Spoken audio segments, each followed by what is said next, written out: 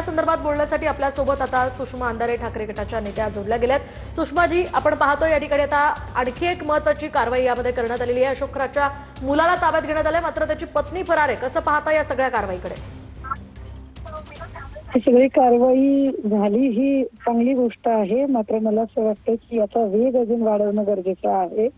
कारण ज्या पद्धतीने आता आपण सांगताय की पत्नी फरार आहे, असे अनेक लोक याच्यातले गायब होऊ शकतात। त्यामुळे वेळीच या लोकांना ताब्यात घेणं आणि त्यांच्या चौकशा होणं गरजेचं आहे। मला वाटतं सृष्टी खरात जी खरातची मुलगी आहे, या सृष्टी खरातची सुद्धा आणि सृष्टी खरातच्या सोबत जे अनेक आर्थिक व्यवहार झाले आणि तिच्या गिफ्ट डीड झालेले आहेत, महत्वाचं म्हणजे त्या गिफ्ट डीड करणाऱ्या लोकांच्या सुद्धा चौकशा झाल्या पाहिजे।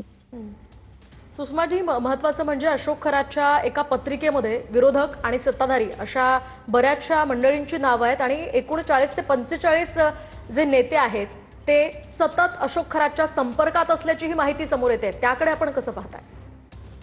मी हे कालच म्हटलं की केसरकरांना जर त्या 39 लोकांची माहिती असेल तर केसरकरांनी ती नावं डिस्क्लोज केली पाहिजे।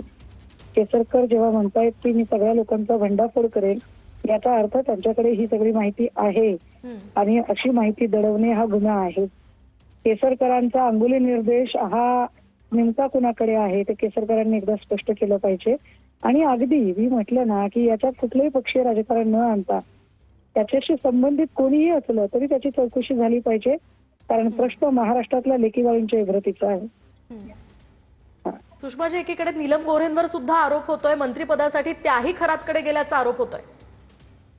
मला म्हणजे नीलम गोऱ्हे या खूप कर्मकांडांमध्ये नेहमी अडकलेल्या असतात, हे खूप लोकांकडून ऐकलेलं आहे। अगदी फोन करण्याच्या सुद्धा वेळा त्या बऱ्याचदा कोणती वेळ शुभ आहे कोणती अशुभ आहे अशा सगळ्या गोष्टी करणाऱ्यांपैकी आहेत। मात्र या संदर्भातली माझ्याकडे माहिती अधिकची नाहीये, त्यामुळे मी यावरती फार बोलू शकत नाही। अगदी नक्कीच, धन्यवाद सुषमा अंधारेजी दिलेल्या या सविस्तर प्रतिक्रियेसाठी। आपण पाहतोय अशोक खरातच्या मुलाला सध्या पोलिसांनी ताब्यात घेतलेलं आहे आणि आता हर्षवर्धन खरातला पोलिसांनी ताब्यात घेतल्याची ही सध्याची महत्त्वाची माहिती।